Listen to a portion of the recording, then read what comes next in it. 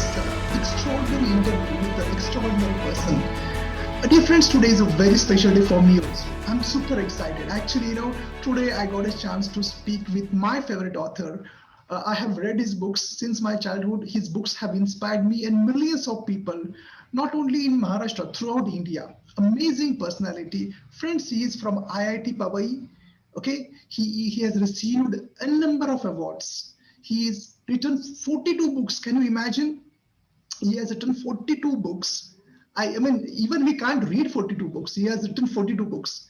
An inspirational person, a very intelligent person, and most important thing is he's very much aware about social cause also. He's always involved in social activities also.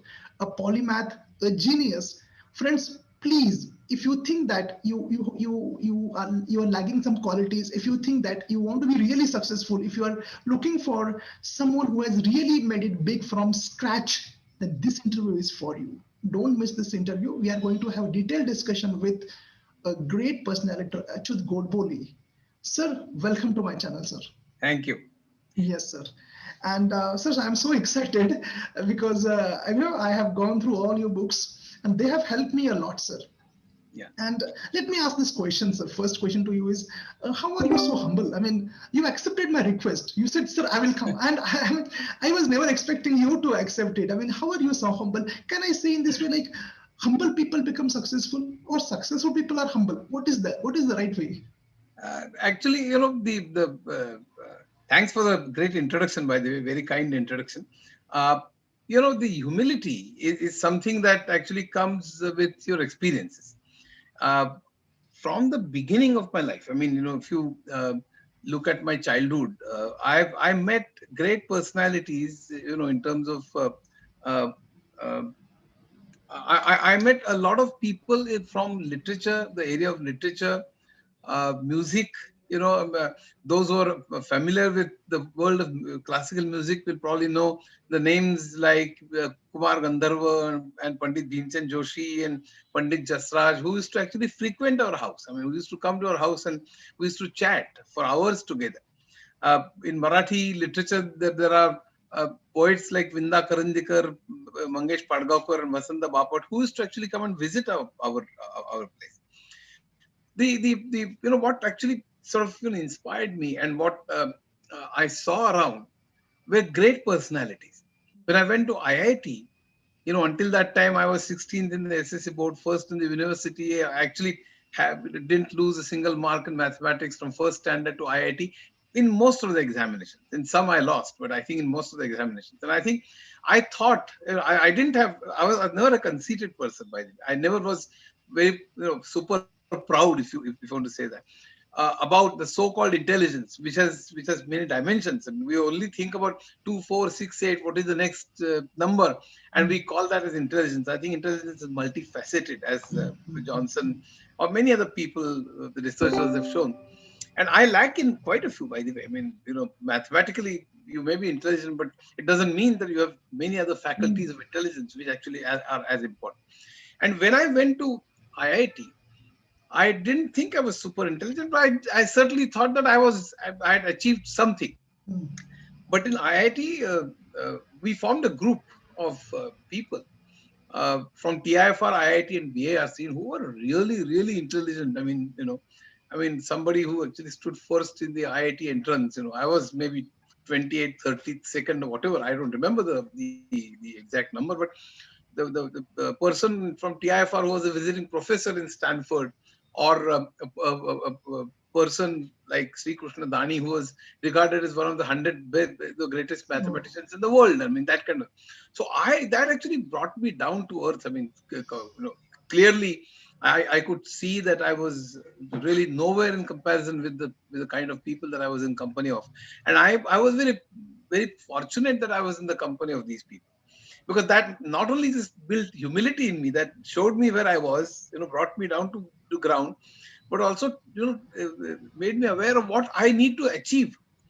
The important thing is, all these people were very good in not just in their subjects like quantum physics or mathematics or whatever, but they were also interested in many other subjects like sociology and economics and history and philosophy and music and literature and so on. And they all were deeply interested in it. It's not that they were, it's not that they were experts in these fields, but they were damn interested in this. And that kindled my interest in all these fields. See, today I've written 42 good books on management, from management to music to literature to economics, psychology, mathematics, and technology, and so on. I mean, people ask me, how do you write these kind of? The reason is that interest that was developed during those years was lifelong. I mean, and it was not just an interest. It was not a sort of dilettantish interest. It was actually very serious interest in the sense that I never asked a question why. I mean, I never studied for examinations, by the way. I never studied to get marks. In fact, I never did anything in my life which with a specific aim, which most of the people today do. Why do you do a particular thing? To be a CEO, to have a house, to have a car, to go to America. So those kinds of dreams I never had. And from my childhood to my IIT days, I was fascinated by two things. One is knowledge, and another is humanitarian approach.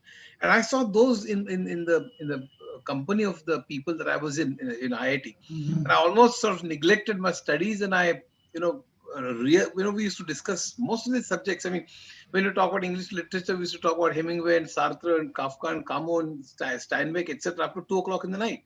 When you talk about philosophy, it was Socrates, Plato, Aristotle, Kant, Russell, Wittgenstein, etc. Or Indian philosophy. Or there was music and Indian, Western, within Indian, Karnataka and Hindustani. We used to listen to various music concerts, go to various concerts. The point I'm trying to say is we were immersed in these. And we never thought that all this, obviously we didn't we were not going to ask questions about these subjects. They were not for marks, or they were not for examinations. But I thought this is the real examination. This is life. This is life's examination. I mean, I thought we started thinking about Indian economy, and then there was poverty, unemployment, and then we started reading economics. And I'm studied up to BA level economics. Adam Smith, Ricardo, Malthus, Marx, Keynes, Friedman, and the that really built a foundation of all these subjects, not as a something that you need to do for marks, but basically it's a foundation of life.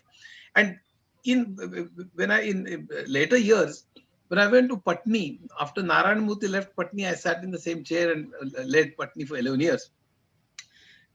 My office in the US uh, was in near Boston, in Cambridge, in Massachusetts. And the next building, my address was 238 Main Street, I still remember. And the next building was MIT, Massachusetts Institute of Technology. And in the lunchtime, I used to go there, and then I used to meet at lunch table. There were two Nobel laureates sitting across me, and in the lift there was one Nobel laureate. That kind, you know, during my years in information technology, I could meet several stalwarts from different walks of life. I could meet various scientists. I could meet various technologists. I mean, for instance, the person who actually designed TCP/IP, which is a protocol on which internet is based, which has changed our lives so much. TCP/IP was designed by Winton Cerf, and I spent 2 days in a hotel in New York with him, and 2 days in Taj Mahal in Bombay. So the point I'm trying to say is, I met C.K. Prahlad, who is actually a management guru. I met Peter Drucker twice. I attended Porter's seminars. So from management to science to technology to arts, literature, I met so many great personalities too early in my life, and that brought me down to earth. It actually taught me how small I was in terms of my, the so-called intelligence. And then my journey as a student of all these subjects started, and I became. That is the whole reason for if you ask me, humility, whatever. It is not sort of humility which is put on humility. There are many people who want to show that they're humble. Yes. But I think the humility is actually a result of my observation of great people, and not just scientists and technologists and artists, that I really started becoming. I fell in love with these subjects, these people, and I realized how small I was, and what kind of distance I need to traverse before I could even sort of call myself a uh, eligible student, forget expert. So I don't call myself expert in any of the subjects that I've written books on, but I certainly am a student of all these subjects. Awesome, sir. I remember one line by, I think, Albert Einstein. He says that knowledge is inversely proportional to ego. And that is quite visible today. Sir, I want to ask you one interesting question which everyone wants to know. Sir, you are from IIT. Yeah. IIT is equal to success? Can we say like this? Because everyone today is just chasing IITs and want to go in these elite institutes. Yeah. What do you want to I say? think You are the right person to answer this question. yeah, that's a great question. You know, good that you asked this question. The reason is, reason why IITs are sought after is not because IITs give you great education, but IITs are sought after because they give you great salary, and that's a sure short road to go to the US and then settle there, Yeah. because quite a few IITians actually go to US and settle there, and I think that is pathetic. Hmm. You know, the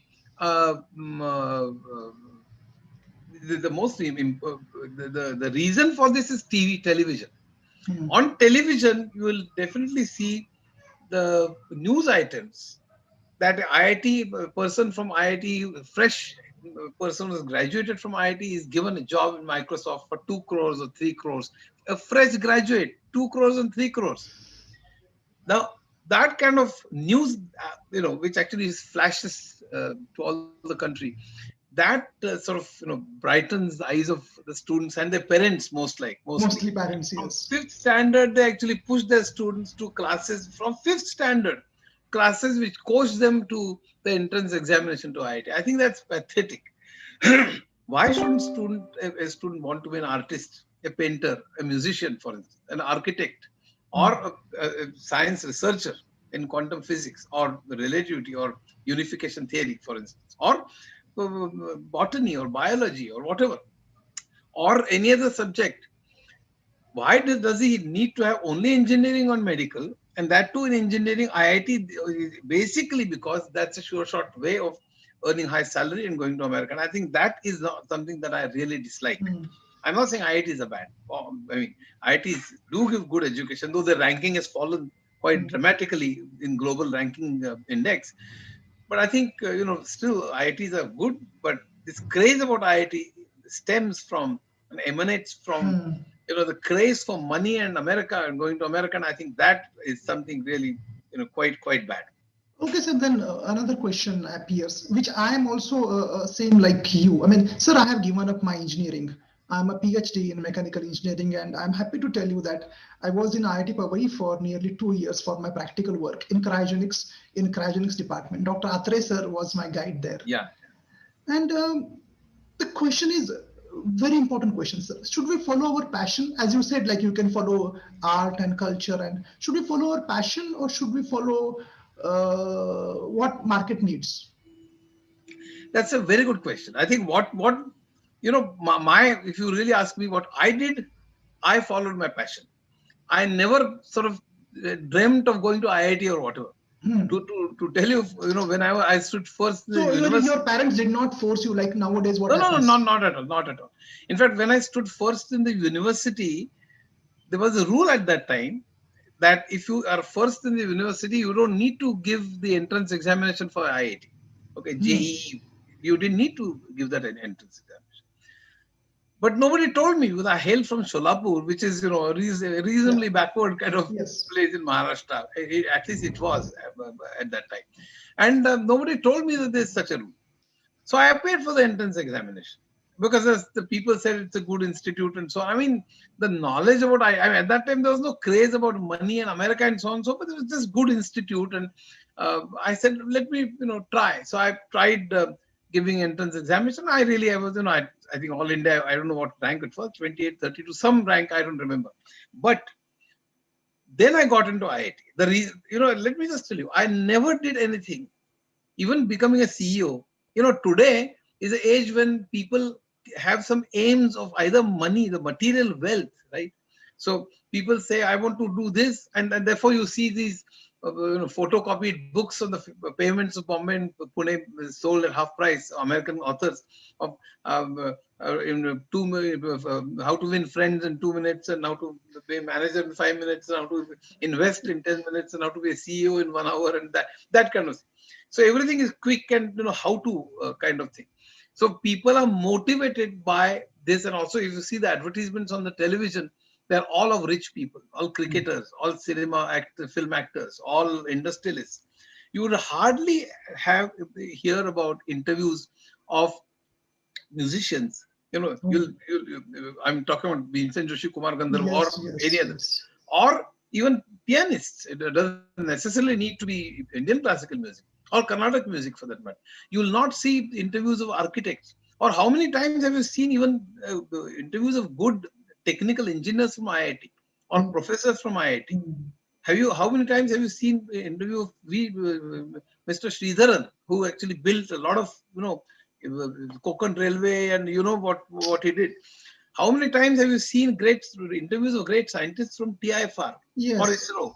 from Israel. But you will see an interview of a new entrant in a serial in Marathi or Hindi or whatever. How do you get this role? What is your plan? And how do you do Your your your makeup? daily And routine and all. yeah, I mean, the point I'm trying to say is, what are the role models that are taught to us? To Yes. they're sick. I mean, I'm not saying the film actresses never should be interviewed, but you see the proportion. You always see only in the all the time the advertisements show 3 bedrooms and big houses and big cars and big mobiles. The aims and dreams of these people, of the common persons, are actually built by the TV, by one say one thing, that is Consumerism, we television. can say. You have written a book on consumerism also, sir. Yes, that is unearthed. But that is, it actually sort of talks about consumerism, and then it builds consumerism and use and throw and change mobiles. Even if its life is many years, you change mobile every Mm. year and that kind of thing. I've given a lot of statistics about soft drinks and the bad effects of that, and also the effects on climate change, etc. But the point I'm trying to make is, people today, their aspirations are built by television, and they want to be rich. Lakhs of people actually want to go for MPSC, UPSC. Why? Not because really to serve the people. I mean, forget it. I know. I mean, they may say so, but actually, and I know hundreds of people who have sold their land, who come from villages for 5 years and 6 years. They come to Mumbai, Pune, or several Delhi cities, also, yes. and they just languish. I mean, they just study and this mug up things, and then it's completely useless, and they become extremely desperate and depressed at the end of the thing. See, I always believe that the difference between what you want to become or aims and Mm. what you really can become or have become, the difference actually is proportionate to the depression or nervousness that you go Yeah. through. The Yes. reason is, if you aim at very high, which is not bad, if you can achieve it, by the way, even if you can achieve 80% of that aim, that is good. You're always told aim high, but you can win, think big. All the kind of books that actually build, and you see all these interviews of all these industrialists and film actors and cricketers, and you start thinking that you can Yes. become one of Yes. them. And the Yes. reality actually just sort of hits you very badly, and the difference is very high, and that's why there's a huge depression. In fact, by 2025, India will be a capital of today. It's also the 17% Indians of psychological illnesses. The proportion is going to be 25% by 2025.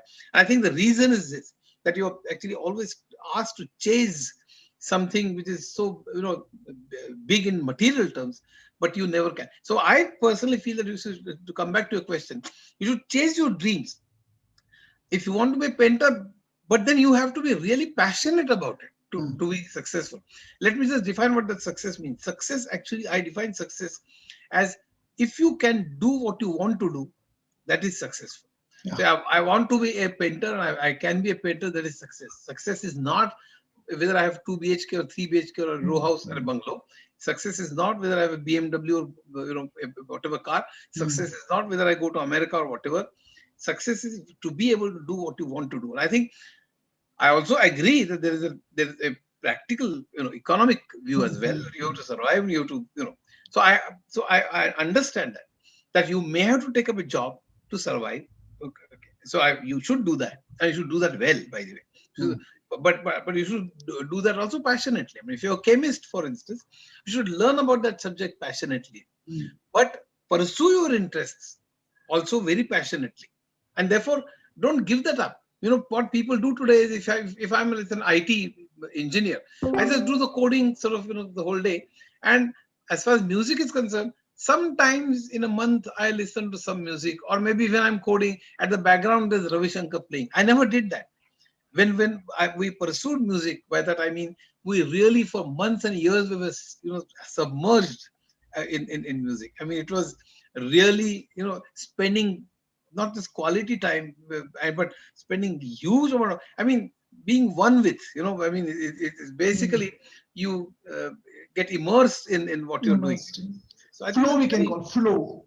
yeah, yeah. So I think it's very important to be passionate about what you do, and that's what success is. Success is not just material things. And unfortunately, our youth is quite misled by, again, the television and mobile and the consumerist things, and also the peer Motivational pressure. speakers, some motivational speakers. But the motivational speakers, always kind of quote Vivekananda said this, and Abraham Lincoln said this, and so on. Hundreds of people listen to the so-called motivational speakers, feel very nice for 5-10 minutes, Yeah, and it's nice. go back to their very small hutments, by the way, or maybe slums or one room kitchen or wherever they live, and the motivational speaker actually goes in his very good car. Huh. All these, if you see all these babas also, all these gurus and babas and motivational speakers, they have huge wealth, okay, at the expense of people whom, in my opinion, are being quite misled. In my, Yes, that. yes. And especially due to this internet boom and due to this free flow of YouTube and all, that is like, I have seen, sir, I want to ask you one question.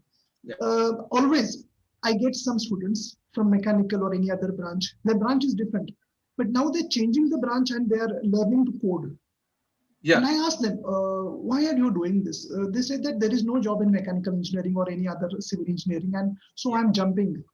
What do you want to say? Now, You sir, know, as far as, sorry to interrupt you, as far as I'm concerned, though I'm a PhD in mechanical engineering, I'm working on communication and psychology since 2002. yeah, But I didn't cheat. This was my passion. I'm following that. Education I took because I just wanted to be educated, that's all. But what these people are doing is 4 years of graduation and then they join any course for 6 months and they jump to coding. Don't you feel like just following the rat race? And what do you think yeah, about yeah. this? You see, I mean, I was in information technology for 32 years, and I was the CEO or managing director for 23 years. Hmm. I've run companies of thousands of software engineers, and I actually send thousands of people to America or Europe. So I know this industry rather well. You see, most of the people from mechanical, civil, etc., come to information technology for two reasons. One is salary, and two is going to America. Be very clear about it, and they are also very clear about it. Now, the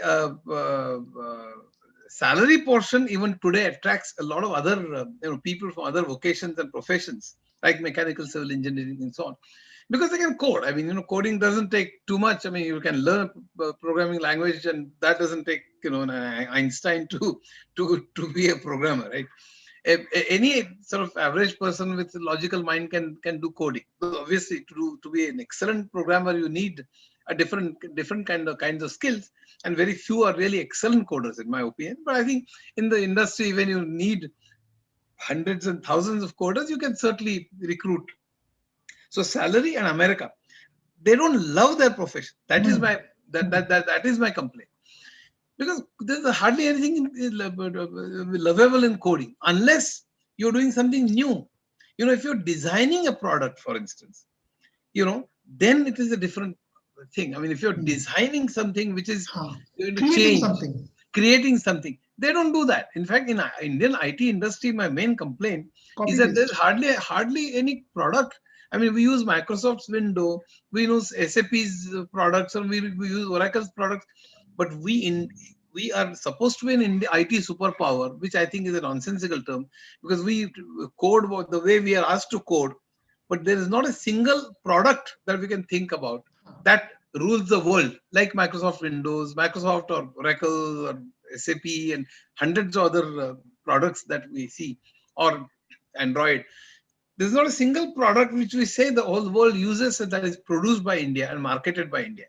Now, that where are we in terms of IT superpower? I mean, being a coding superpower is not an IT superpower. So I think the point is that there's also an excellent creativity in designing a product, and but we don't do that. I mean, there are a few and far between, but I think uh, there are not too many. And I think if you want to sort of justify the or qualify, the adjective as IT superpower, then we should have had several products ruling the world, which we don't.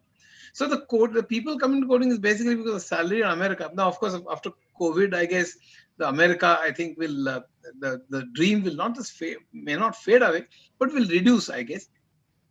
But listen to me very carefully, those students who are listening to this, Mm-hmm. because of COVID, see, America have outsourced manufacturing to China and services to India, America and Europe and the whole world, in fact. And therefore, China became the factory of the world, and in India, banking, IT, and everything flourished. The services flourished thanks to internet and etc. But after the American China war started becoming very hot, and there are reasons which I think go beyond our interview. But the reason when China actually started dominating in AI, robotics, 5G, and so on, and they started competing with the American and European products, they started sort of becoming quite aware of the Chinese strength, and then the US China war started, frankly. But that apart, America today, American corporates have become very, very aware that over dependence on China and India and now Bangladesh and maybe other countries is not very good. So the whole concept of reshoring has started, taking roots in America. Why outsource at all? So slowly, but the whole reason of outsourcing was American labor was very expensive and Indian labor was cheap.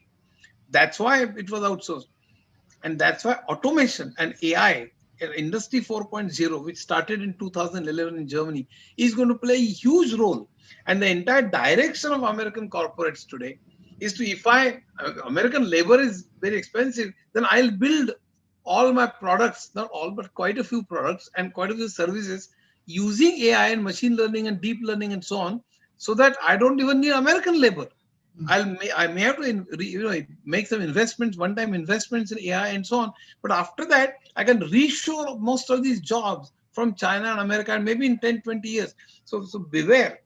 Today, you may have a job as a coder, but that if that outsourcing really stops or maybe even reduces by half in the next 10 years or 15 years, which is quite likely in my opinion, you may actually lose your job, or Lose maybe your job. so I think it's very important for us. And also the coding is being automated, as you probably know, at least just coding and testing is being automated. Designing is not is still not completely automated, but the entire drive towards automation and AI will sort of reduce the availability of the jobs at the lower end of the ladder.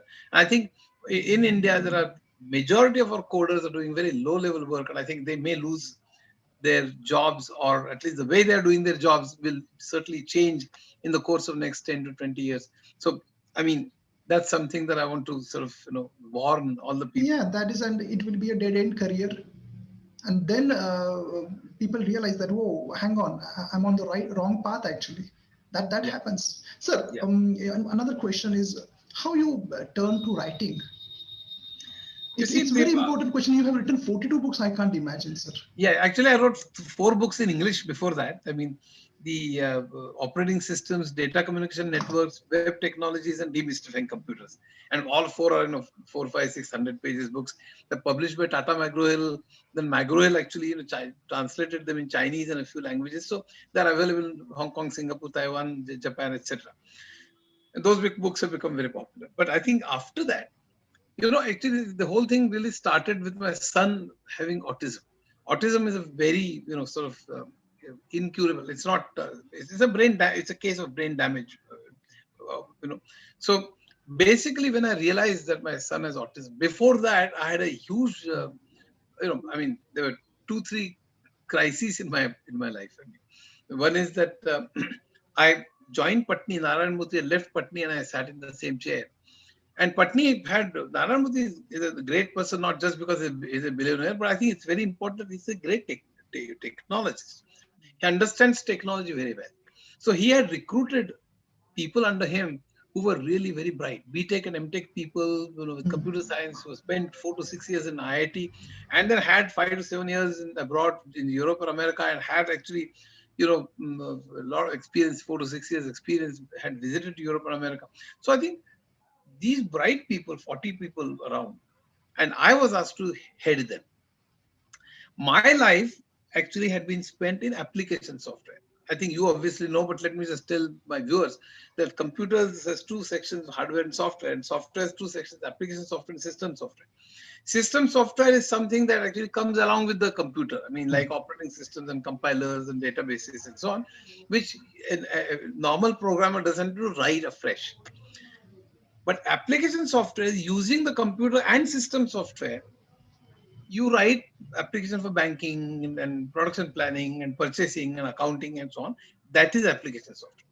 When I started my career, after IIT, obviously I spent a few years in Adivasis, and I realized my shortcomings, and I came back, and I then spent 1 year sort of in Bombay, changed 13 houses, and etc. And then came into IIT, I came into information technology, and then they spent 10 years in application software, building, purchasing, and payroll, and all that kind of applications.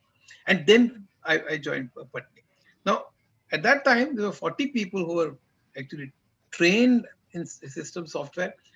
And in system software, there are several subjects which were actually, interlinked. Unless you understand digital electronics, you don't understand computer architecture. Unless you understand computer architecture, you don't understand operating systems. Unless you understand operating systems, you don't understand compilers and so on, and databases itself. It's not that you don't understand anything, but to understand from a very fundamental point of view, you need to understand these. And each one had 5 to 700 pages books, like Tannenbaums and Stallings and so on and so forth. And they were really complex books for each subject, 2, 3 books, by the way. And all these guys had studied those for 4 to 6 years. When I joined IIT, there was no computer science.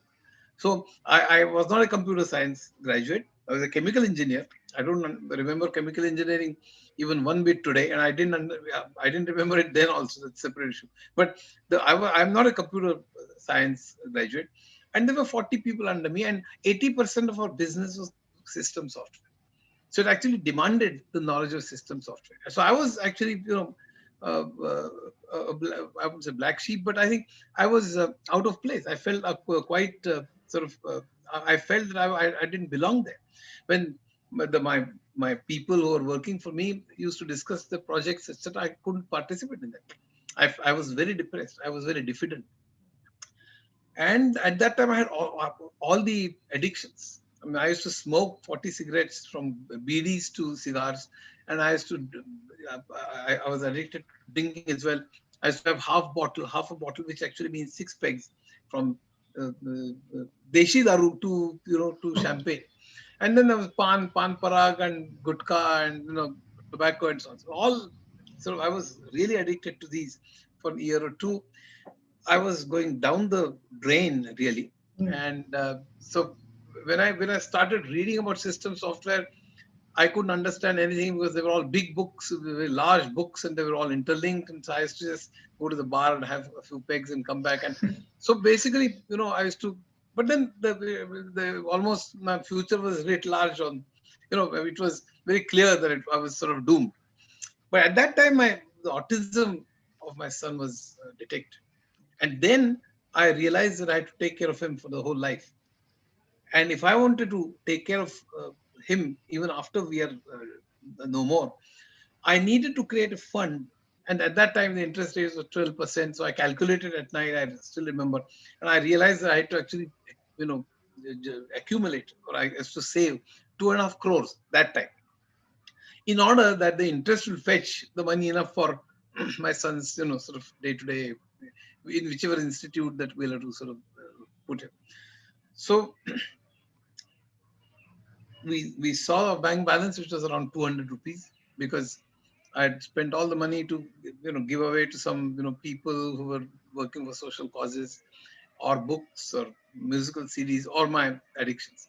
So I think then I started realizing that I have to understand and study system software if I have to survive and retain my job. And that then I struggled a lot, which I won't go into, but for hours together, I used to sort of flip through this book and that and so on and so forth for weeks on end. The struggle went on, and then finally I wouldn't say crack it, but I really understood how it worked. And finally, when I really realized how an instruction is executed on a computer at the machine level, not this machine, but micro instruction level, I literally danced. You see, it my entire pleasure in my life is like Richard Feynman used to say, pleasure of understanding things, and Yes. and that curiosity and being a student all my life. I think that has Yes. Yes. fascinated me. So even if computer science was not my subject, learning it all by myself. Obviously, many people from under who were working with me also helped me a lot. But then I started. Then I wrote my first book called Operating Systems, and I said I'll write the first book which is on the subject which is the most difficult subject in computer science, which is operating system, which is a 700 pages book. And then that book became very, very popular. Narayan Murthy also has praised it. Several people actually, as I've said, it's been translated into Chinese and so on. But then, Mr. Patni started telling me, you were from IIT, IBM, your English is good and you present well, and why don't you help me? So I started going to America, helping him in Boston, Los Angeles, etc. For 1 year I tried. It doesn't mean that I succeeded, but I learned a lot how to handle customers and so on. And then that helped me expand my business in Japan, Australia, and Europe, etc. for several companies. But then after running Patni for 11 years, I was a managing director for 4 years of Sintel. We were headquartered in Detroit, and then CEO of Chief Executive of Larsen and Toubro Information Technology, uh, again, and then APAR and Disha, etc. APAR headquartered in Pittsburgh and Disha headquartered in Seattle, etc. So I think so. I could travel abroad obviously 150 times, but more importantly, run companies of thousands of people. It gave me an overview of management, and I think the luckily the salaries of CEOs were not as high as they are today. I mean, they're like if you take stock options, they're like 20 crores, 30 crores. But at that time, there were 75 lakhs and 1 crore and so on. But being a CEO for 23 years, I could achieve what I wanted to achieve for Nihar, my son's name. And then I said, why do I mean, what is the great point in just, sort of keeping on earning money and accumulating money? I mean, for BMWs and Mercedes and so on and so forth. I'm not fascinated by them. I can buy them obviously, but I'm not fascinated by them at all. I mean, I still go in my Wagoner and very happily. Maybe people will say it doesn't have money, but it doesn't bother me at all. The most important thing is, in fact, I've driven, I've actually driven BMW in Germany on Autobahn without speed limits, and it's a great pleasure, by the way. I love BMW because the engine is very good, but quite a few times people love BMW not because its engine is very good, Status. because they want to say when they open the door of the BMW, how many people from the society are actually looking at me? I think that is something which really hurts me. I mean, how people think about you actually drives what you think about yourself. As Eric Fromm has said, I think your self-image goes down if people don't think very highly of you. And the reason people think very highly of you in today's society is where you live and what drive the car you drive and whether you're in America itself. So that is where the entire conflict arises. And luckily, I've sort of come out of that conflict. I think the important thing is that when I realize that I don't need to just accumulate money, why don't I write something in my own mother tongue? I love Marathi. I mean, I obviously like English as well. All my thoughts actually today and my writing and reading, and not writing, reading actually takes place in English. I have 4,000 books, by the way, Oh, and many books on Kindle, etc. Accumulated, collected over the last 40 years, right from the footpaths of Flora Fountain in earlier days to, Barnes and Nobles in New York and several places, and Foyles in London and several places in the world. I've been to bookstores all over, and on Kindle and Amazon as well. So then I said, I'm really deeply interested in these. It doesn't mean I'm an expert. I never considered myself as an expert. But I'm a student. I want to learn. Like a child looks at the world, with amazement and wonder. as to- So I also look at all these, and then I want to understand how all these took place. And therefore, I said, why don't I write books on most of these in Marathi? As a student, I learn, then write in simple terms, so that knowledge spreads to Marathi. So to make Marathi as jnana bhasha, the language of knowledge, is something that I have always dreamt of. Even if I can contribute to 1% of the to that dream, I'll be very happy. And that's the reason I started writing. And I've written 42 books on variety of subjects, and those subjects are, the range from management to computers to economics, psychology. I have some of your books here, sir. Yeah, yeah, yeah, yeah. Uh, Mana Kallol, Manath, Yeah, and yes. boardroom also I have gone through, sir. Afterwards, I realized I have also gone through boardroom. But sir, one question I want to ask you again, sir. Okay, that's great. You're written in Marathi, but your books are so profound. I have gone through those books. Why not in English? Because whole India can read that, and you could have been a bestseller in India, in world also. Yeah, yeah. I'm pretty aware of that. I mean, if I had written those books in English, they could have been bestsellers. I'm absolutely aware. But in India, I mean, um, I, I think if these books actually were written in Hindi, they would have been far more useful in India as far as India is concerned. Because very few actually know English. I mean, Ah, okay. so see, my reading is in English. My thinking also is in English. I don't think. I mean, because I mean, I well, let me just tell you a small incident. In IIT, I educated in Marathi medium. When I came to IIT, I was insulted because of my English, because I was sitting in the first year. I was sitting at a dining table, and somebody actually started pointing errors in my speech. And then I was really, upset. I mean, I don't take sort of insults very, very lightly when it comes to somebody says you're not good looking, it doesn't matter. Somebody says don't have money, it doesn't matter, because I actually speaking the truth. Why should I feel bad about it? But if somebody says you can't do this, or you are bad at Oh, that, that's something that really, I'm. And then I, for 10 months, I did nothing but English. By the way, English etymology, there is roots, and yes.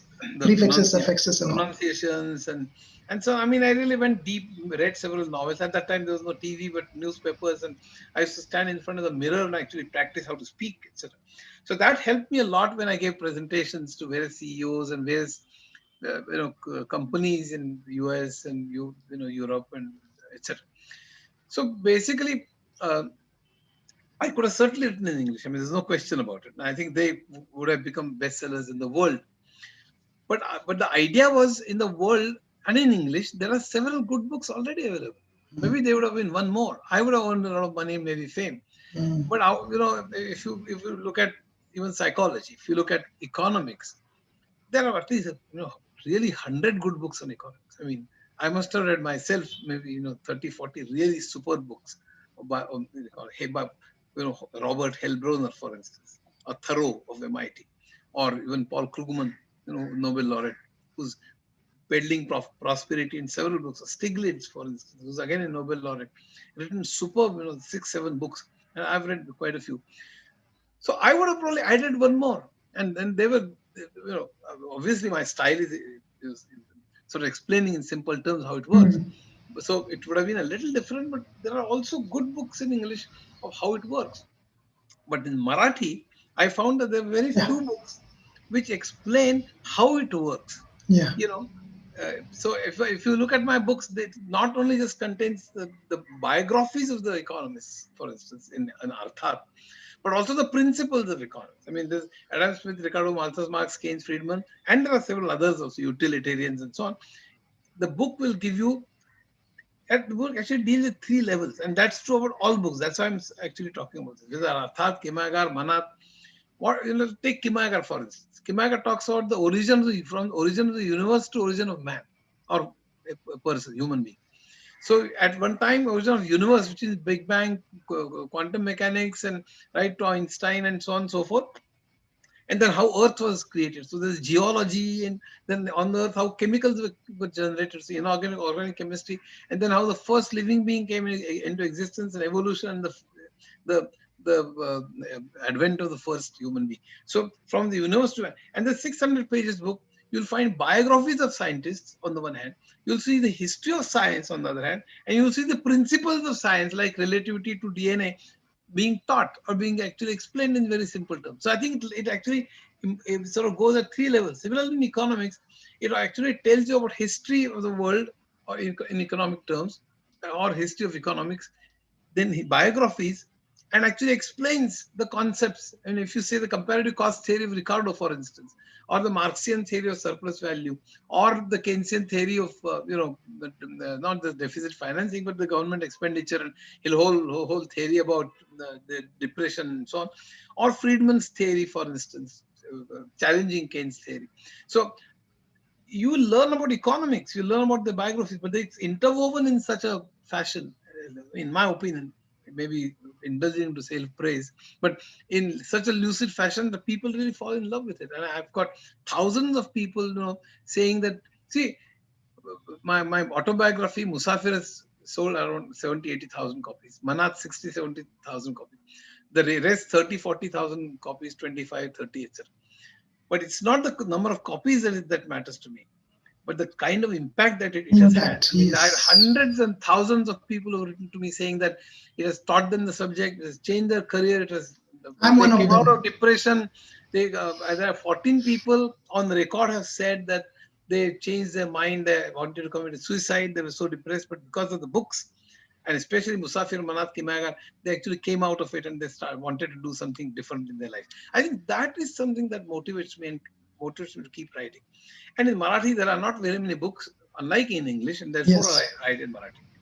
I'm sorry for the Yes, yes. lengthy answers, but I think it's very No, no, no, important. no, no, no, sir. I want you to. I'm fascinated, sir. Why do we? I understood. Like this knowledge, which was only for intellectuals, this knowledge has now reached to common people through the regional languages.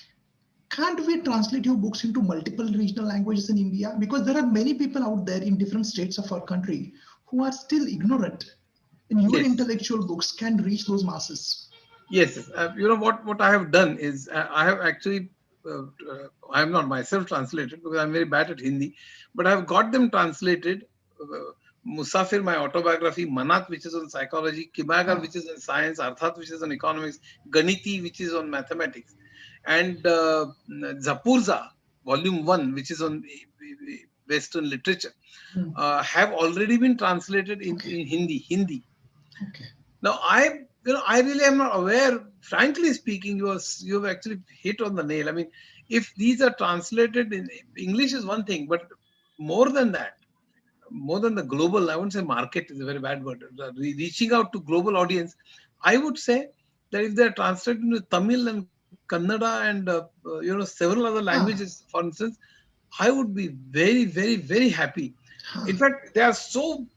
I would say by successful, I don't mean just the number of people who have read it or the number of copies sold, but they're successful in terms of changing lives of so many people, yes. impacting or touching hearts of millions of people.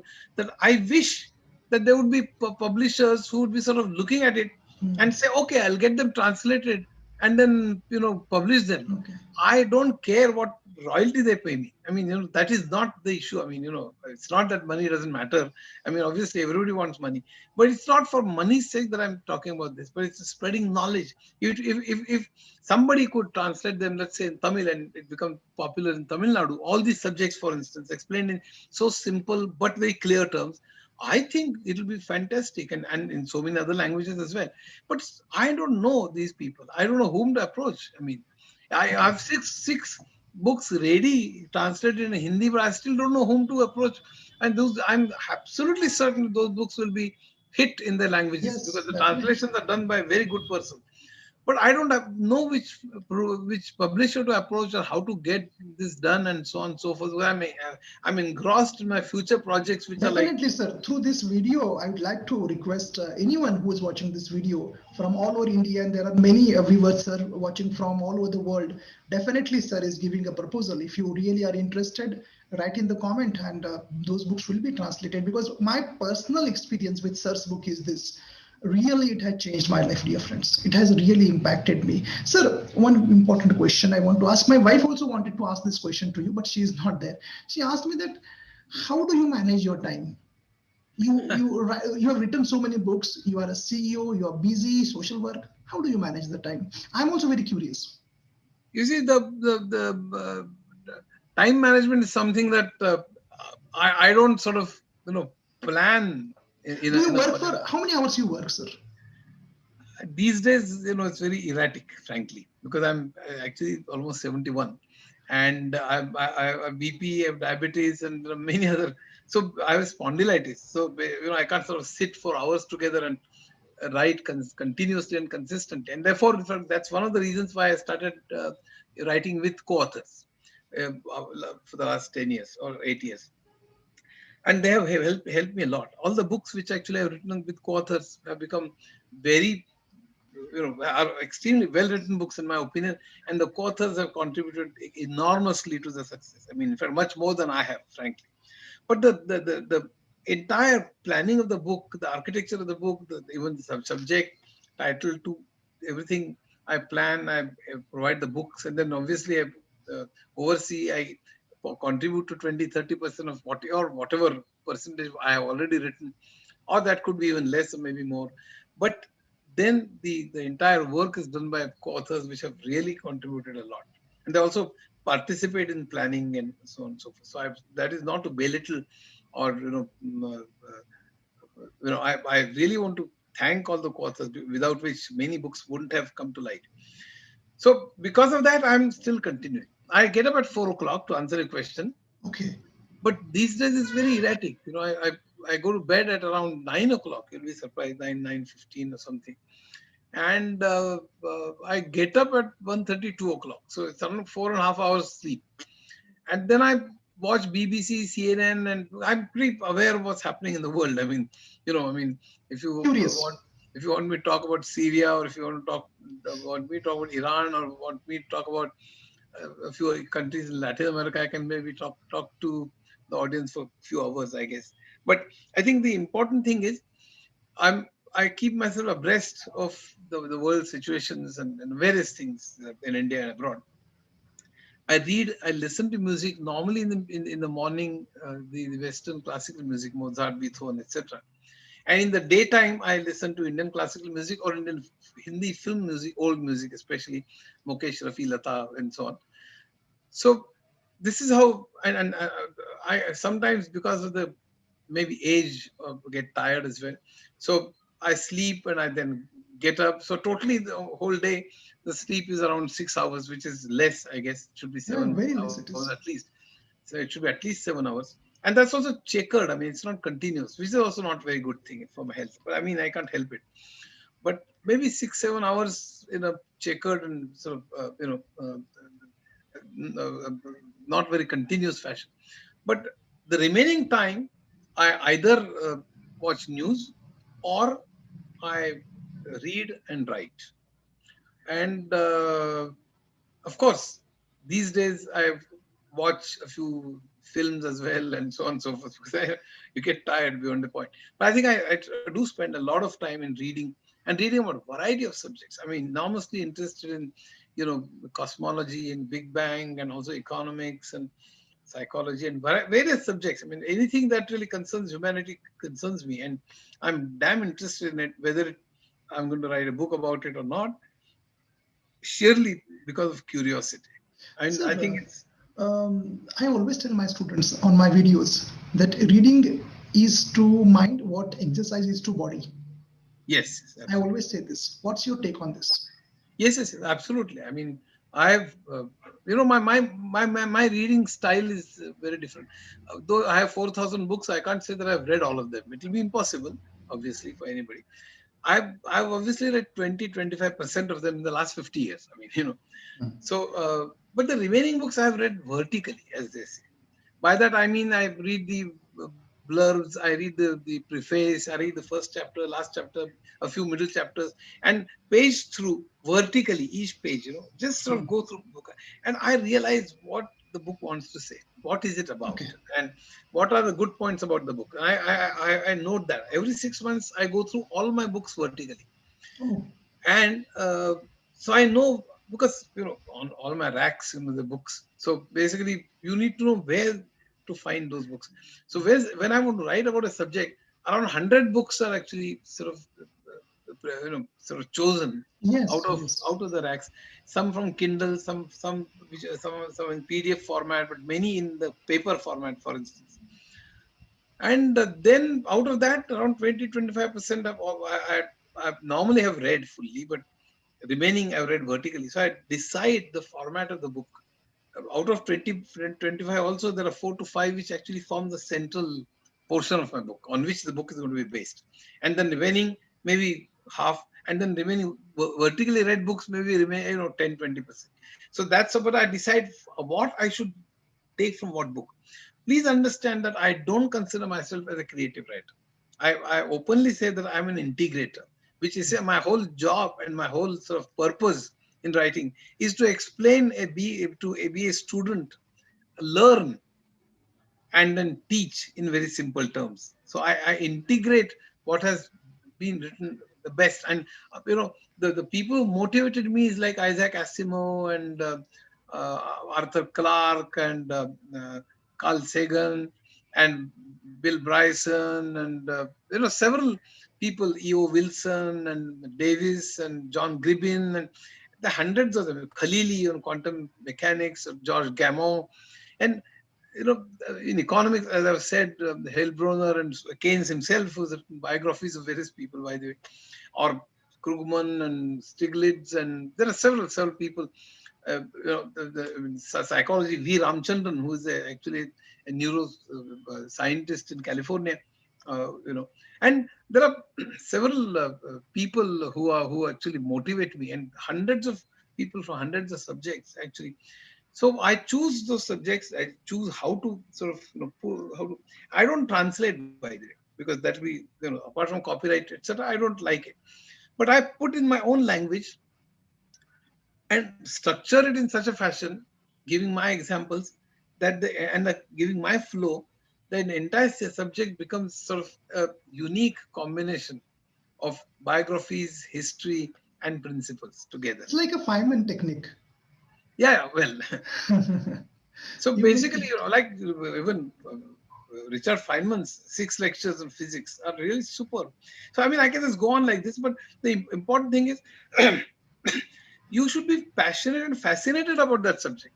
You Ha. should write about the subject because it will sell well, or you know, Yes, yes, I mean, I yes. being a CEO for 23 years, I can write a book of how to be a CEO, and Ha. that Yes. I'm sure it will sell well. That will say like But that's hotcakes. not something that I I mean, it doesn't fascinate me. You should be fascinated about that subject. You should be so occupied by that subject. You should have curiosity about that subject. You should be a student of that subject, learn, and then try to explain in simple terms. And I think that is what my motto is. Sir, very important question. Everyone, as I said before, also like motivational seminars, they go and waste their 1 and 2 hours and motivational CDs and motivational books. Sir, how do you, how are you self motivated? You are self motivated. How to be self motivated? Because you said like you are a student, you are so Yeah. curious. How to do that? No, I think probably it has to come from two sources. One is it has to come from within. So you have to Hmm. motivate yourself all the time. And the second is upbringing and the surrounding environment. Hmm. Your teachers, your parents, and so on and so forth. Luckily, I hope that I can say that proudly that I'm pretty good at both. I mean, in the sense that I had a great environment. My Hmm. sisters, my Sulbha and Pushpa, my parents, my father and my mother both that not only loved me but encouraged me.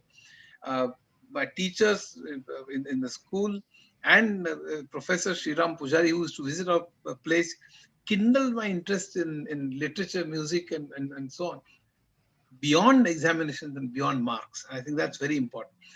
They all taught me to love the subject. And I sort of continued with that in IIT days and beyond. Even information technology, even if I was CEO, etc., I used to read, I used to love the subject. I still love TCP/IP and the way the entire protocol works. My data communication book, if you read, I mean, I really have fallen in love with TCP/IP. I won't like to sort of explain that right now because it's to sort of go on for hours. But essentially, the whole idea was to connect thousands of networks, Ethernet to X.25 to hundreds of networks, local and metropolitan and wide area networks, so that they could communicate from one to another. I mean, just imagine, for instance, that I can send an email from my PC connected to a network. It travels through hundreds of networks of different topologies and different protocols of the different frame and packet sizes and different acknowledgement schemes and different etc, and still reaches my friend in New York. How does it do it? And that has been made possible because of TCP/IP.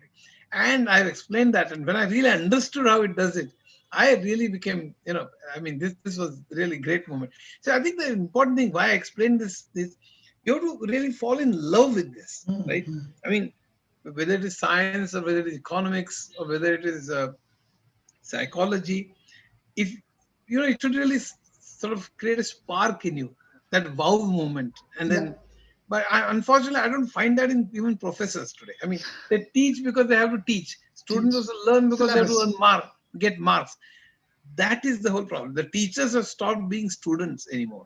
And I think, Wow, what a line. Teachers are not students. And sir, I always tell my students that I'm a good teacher because I'm a good student.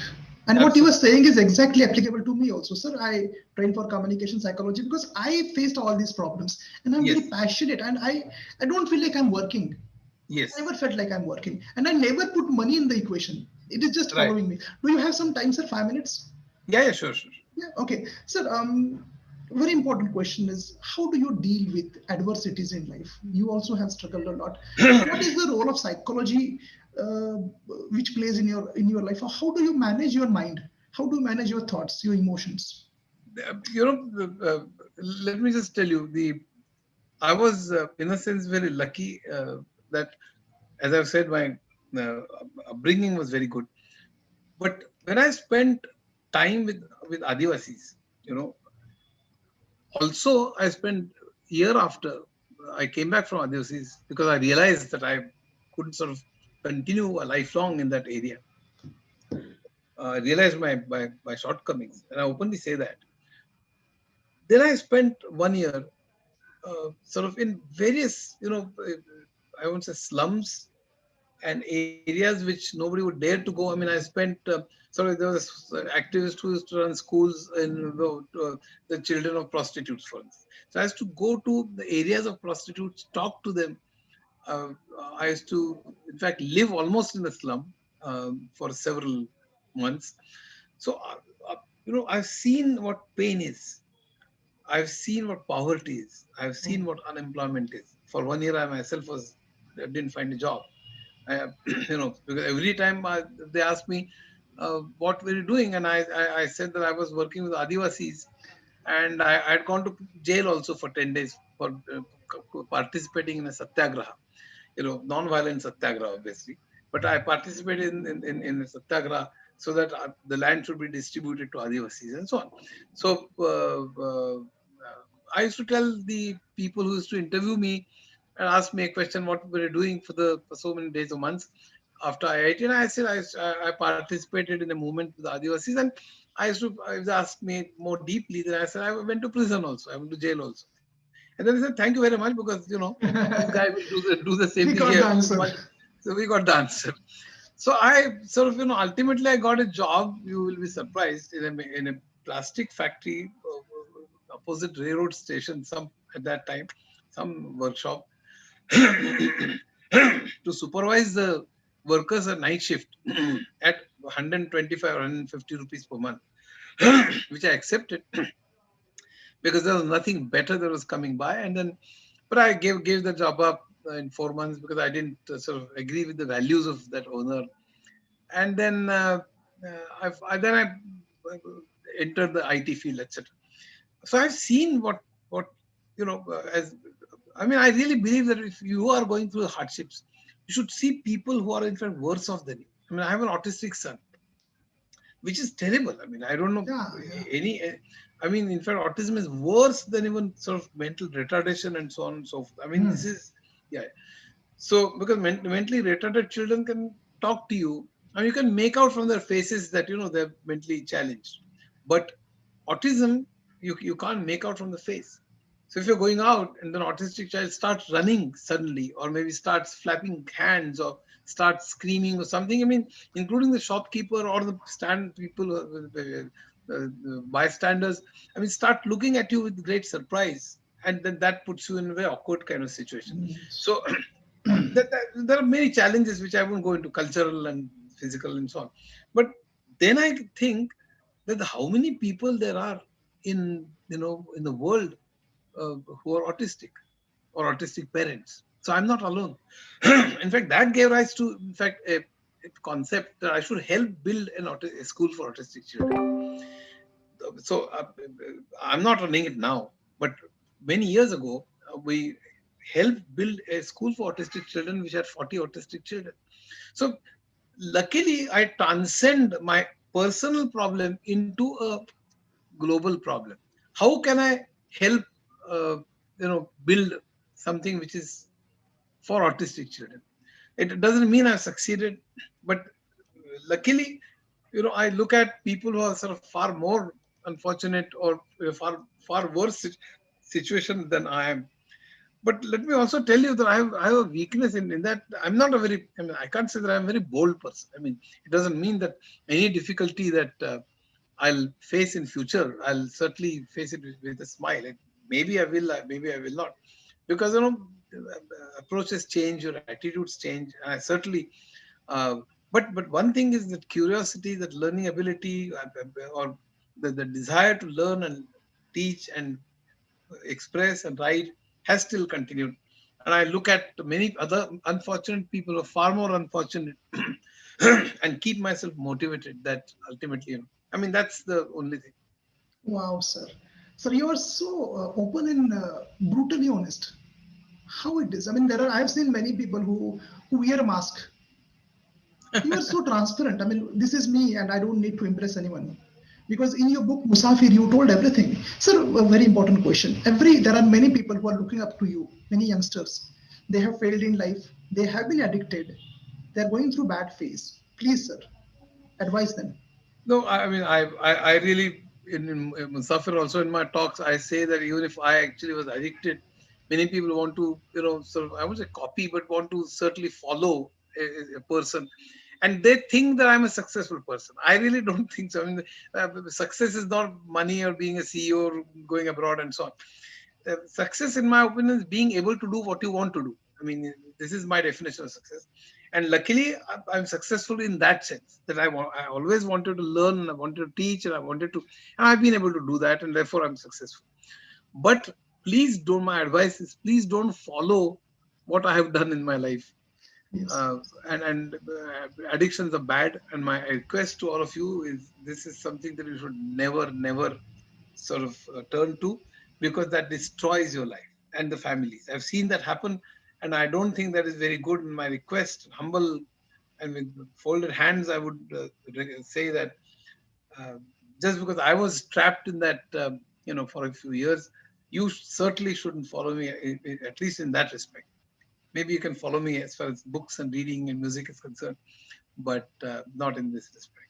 But Please. definitely, I can say to my students that, friends, I can tell you one thing, that your past is not important. What is important is your present, which will shape your future. And that is what we can learn from, sir. Sir, one point you said there, and the point was you are from Marathi medium. There are many people on my channel who are from regional languages, and still you are successful. You are CEO and all. So they have that inferiority complex, Yeah. that feeling like I'm from regional language, and you came out of that. Sir, advise them, please. Please give your experience. In fact, my advice to most parents is, you should choose Marathi medium for your children. I mean, you'll be surprised about this advice. You should choose Marathi medium for your children. Uh, the reason is, I've seen many people who are sort of, who choose English medium, lose their sort of touch with the Indian culture. Their dreams are only to go to America. Of course, there are many people who, educated in Marathi medium, also want to go to America and want to, as we discussed, only code and IT and so on. So it's not sort of limited to the English medium, but I've seen that happen with English, with the convent educated people much more than, because their whole culture, cultural attitude, their etiquettes, and everything is styled on what they see in American films and what they see in. So I think if you teach, if your medium of is Marathi, medium of instruction, but if you insist that your children, the students, should be good in English if you want to succeed in the world canvas. Yes. Well, I had to do that. Luckily, because I was in software exports and I had to deal with the global customers. And in IIT, when I actually sort of studied English to improve my English, it was not with a purpose again. It was not basically because I wanted to be CEO and then I never done anything because I want to earn, I want to be famous, or I want to, go to America, etc. Someone challenged you. Challenge you. And I think because of and again, English is a great language. When I read English literature and English, books, etc., I really love it. So it's basically, again, the passion, love. If you do that, and if you sort of are in the exports industry or even domestic industry, if you're good in English communication, it'll help you. So my advice is that don't necessarily put your children through convent education or convent medium, but make sure that they can speak very fluent English. See, what the main challenge, the problem that the students of regional languages do is that they think in the regional language, then they translate, and then they speak, and that's the greatest mistake. Yes. When I was walking up the stairs of my IIT hostel after that insult, I decided that I will never do this. My thinking has to be in English. I mean, you have to be an elegant speaker. You shouldn't sort of be fumble at words and somehow be sort of searching for good words. You should be fluent, and not just fluent, but elegance. Those, the constructs have to be really very good, and it makes a lot of difference than just being able to somehow put together words which are almost grammatically correct, but then they are very crude. So that's not something that you should, do. You should be good, really good in English communication. But if you learn Marathi language or whichever language, your roots are still in India, and that's what is very good. So last question. Yeah. Any regrets you have in your life? You want to like, so it's said that when you end your life, you have regrets for things which you haven't done, not for the things which you have done. Anything you Yeah, regret, sir? I won't say regrets, because there's only one life and there's only this thing, a few things that you can do and a few things you can't. If you want to say what is your wish list which you have not accomplished, I mean, there are Okay. several things. I would have loved to be a good painter. I would have loved to be a good singer, for instance, a good music director. I'm not that. In fact, as I beginning, I mentioned that intelligence has several dimensions. In fact, six, seven, whatever. As I've written in the book Mana, there is spatial, SPATIL, special intelligence. There are several types of intelligence. We only look at one intelligence as mathematics. What 2, 4, 6, 8? What is the next number? And select on that basis. There are also EQ and SQ which have come into effect and are very useful, as you know. But I think even in intelligence there are various dimensions.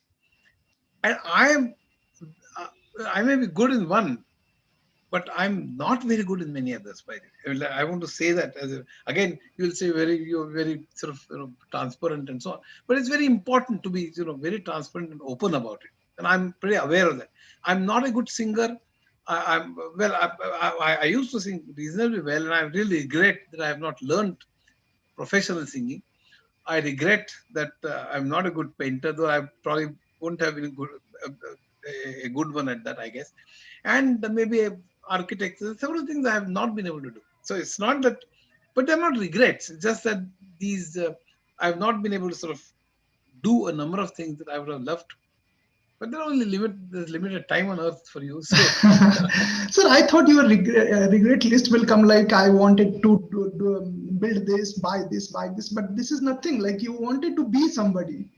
You wanted to get a new skill. Awesome, sir. Awesome. It was a Pleasure talking to you. And dear friends, really, I mean, this was one of the best times of my life. 1 hour I shared with sir, and sir, great. Sir, thanks a lot for coming here. And I wanted to continue, but you may be busy. And thanks a lot for your session. And again, thank you. And my last question, sir, what next? A new book for me? Yeah, actually, there are several books. There are, in fact, uh, the I have um, I have 42 books, as I have said. I Yes. have book on artificial intelligence, which is 300 pages, which is ready, Oh, being published. Then there's another book called Sharir, which I'm writing with Amruta Deshpande, which is 600 pages, which is ready, which is on human anatomy and physiology. Then there is a Sajiv that is on biology, which again with Amruta Deshpande, which is 450 pages.